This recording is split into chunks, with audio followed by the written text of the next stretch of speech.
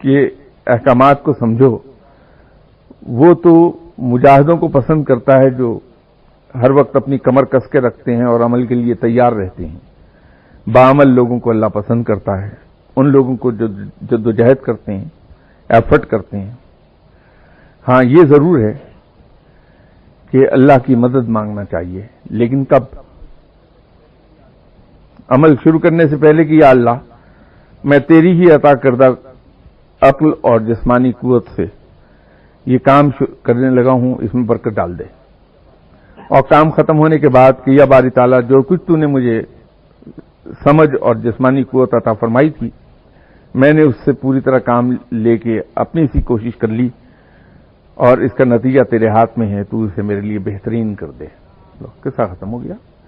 نہ آپ کو 3 گھنٹے بیٹھنے کی ضرورت ہے کسی جگہ پر، نہ آپ کو شاہ صاحب کی باتیں سننے کی ضرورت ہے، نہ آپ کو یہاں آ کے وقت ضائع کرنے کی ضرورت ہے۔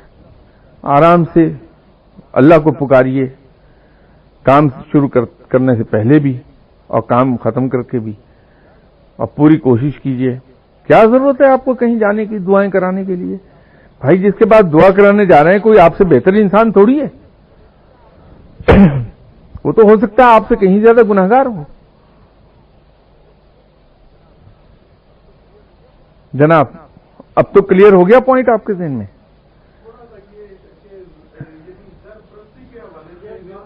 جی اچھا، نہیں میں سرپرستی کر رہا ہوں۔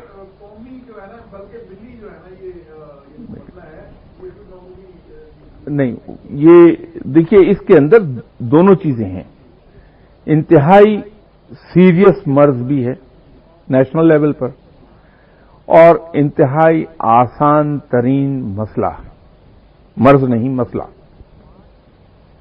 یہ 5 منٹ کے اندر اندر زرپرستی اس قوم سے ختم ہو جائے گی، اور یہ 5000 سال تک بھی نہیں ہوگی۔ دونوں ہی باتیں ہیں اس میں۔ میں اس میں گزارش کر دوں کہ میں یہ 2 باتیں کیوں ایک وقت میں کہہ رہا ہوں۔ بات یہ ہے کہ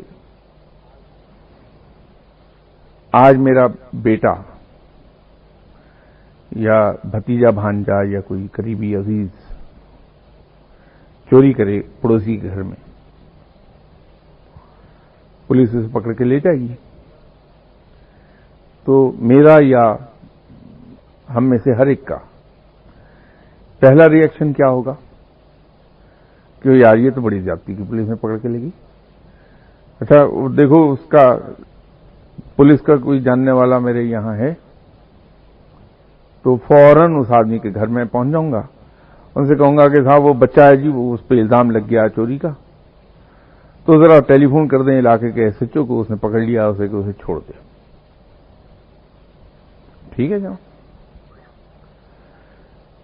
یا میں ایس ایچ او کے پاس جاؤں گا اور کوشش کروں گا کہ اسے کچھ پیسے دے دلا کے میں اپنا عزیز رشتہ دار چھڑوا لاؤں۔ ایسا ہی ہے نا جی؟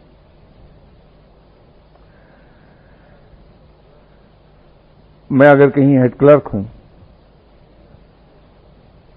تو میری ایفرٹ یہ ہوگی کہ لوگوں کے کام میرے پاس اٹکے ہی رہیں تو بہتر ہے، تاکہ وہ آ کے مجھے سلام کریں 2-4 بار، اس کے بعد وہ تنگ آ کے مجھے کچھ پیسے دے دیں گے، اور جن کے کام میرے پاس اٹکے ہیں وہ بھی 2-4 بار آئیں گے اور اس کے بعد تنگ آ کے مجھے پیسے دے دیں گے، ہے نا؟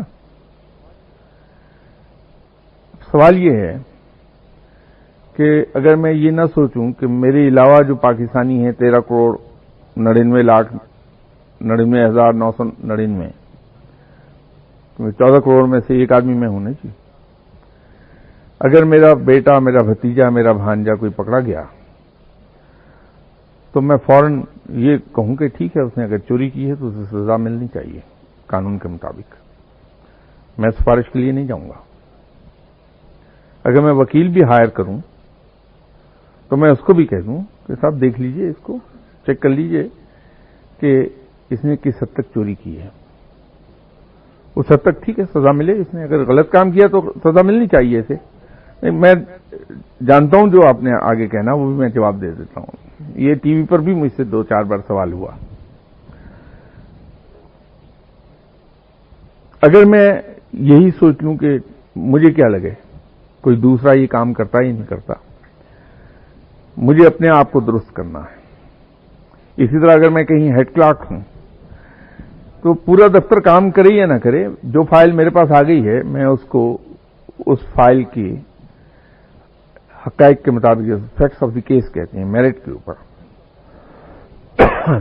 میں اس کا فیصلہ کر کے اس کو آگے چلتا کر دوں، بغیر یہ دیکھے کہ دوست کی ہے، دشمن کی ہے، کس کی نہیں فائل ہے.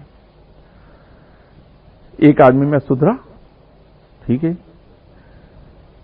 اب آپ زرپرستی سے بہت تنگ ہیں، آپ جہاں بھی ہیں آپ نے بھی یہ رویہ اختیار کر لیا، انہوں نے کر لیا، یہ نتیجہ کیا ہوا کہ 14 کروڑ میں سے ہر آدمی نے اپنی جگہ پر یہ سوچا کہ دوسرے کریں یا نہ کریں لیکن میں ضرور سدھر جاؤں گا کیونکہ مجھے عاقبت بھی سنوارنی ہے. تو 5 منٹ میں پوری قوم بالکل صحیح ہو گئی، زرپرستی بھی نکل گئی اور قانون پرستی آ گئی. اور اگر یہ میں نے سوچا کہ سارے کر رہے ہیں تو میں کیوں گھاٹا اٹھاؤں، میں کیوں بھگتوں، جب سارے ہی کر رہے ہیں یہ کام تو میں بھی کرتا ہوں تاکہ مجھے نقصان نہ ہو. تو یہ 5000 سال تک بھی نہیں سدھرے گا. یہ بات ہے جناب. چلیے چھوڑیے کیا نہیں. دیکھیے میں عرض کروں کہ دعا کا سیشن تو 2 بجے ہوتا ہے، یہ تو صرف علمی گفتگو کا سیشن ہے. ٹھیک ہے جی. تو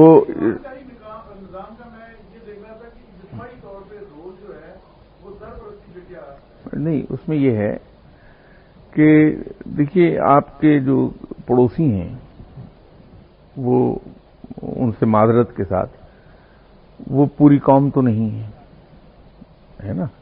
ایک آدمی کا ذاتی فیل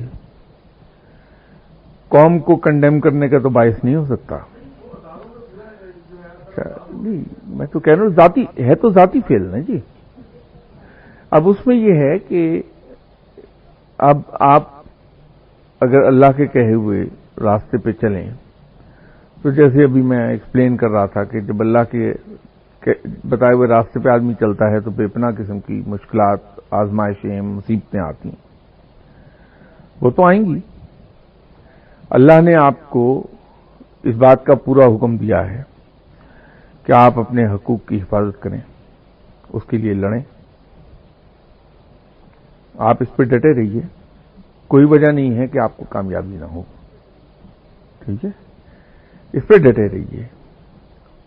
ہم یہاں علمی گفتگو کرتے ہیں تو یہاں پہ علمی نقطہ ڈسکس ہوتا ہے، ذاتی مسائل سے اوائڈ کرتے ہیں. نہیں یہ بات نہیں ہے. ایسی بات ہوتی میں شروع میں کہتا، میں تو بات ختم کرنے کے بعد یہ جملہ آپ سے عرض کر رہا ہوں. اس کے پیچھے 2 وجوہات ہیں. دیکھیے آپ نے ذاتی بات یہاں اپنے بیان کی نا، آپ کا ایک ذاتی مسئلہ بہت سے لوگوں کے علم میں آ گیا. بحیثیت فقیر کے ذاتی طور پر میری انتہائی کوشش ہوتی ہے کہ جس شخص کا مسئلہ ہے اس کی ذات سے آگے بات بڑھنے نہ پائے. الحمدللہ 84 سے لے کے اب تک ان 22 سالوں میں ابھی تک تو کوئی ایک شکایت ایسی ہے نہیں کہ کسی کا کوئی مسئلہ کہیں اور ڈسکس ہو گیا ہو. تو پرائیویسی پہ بہت زیادہ زور ہم دیتے ہیں. تو یہ کوئی اتنی زیادہ اچھی بات بھی نہیں ہے، مناسب بات نہیں ہے کہ آپ کا ایک ذاتی مسئلہ ان سب دوستوں کے علم میں آ گیا. دوسری بات اس میں ایسا شخص جو موجود نہیں، مجھے نہیں پتا کن کا ذکر کر رہے ہیں آپ، نہ اس لیے میں کہہ رہا تھا نام نہ کہیے آپ. وہ موجود نہیں ہے بحیثیت مسلمان کے. یہ پسندیدہ بات نہیں کہ ایسا شخص جو موجود نہیں، جو اپنے آپ کو ڈیفینڈ نہیں کر سکتا، ہم اس کا ذکر برے لفظوں میں کریں تو وہ گناہ کے زمرے میں آ جاتی بات ہے نا.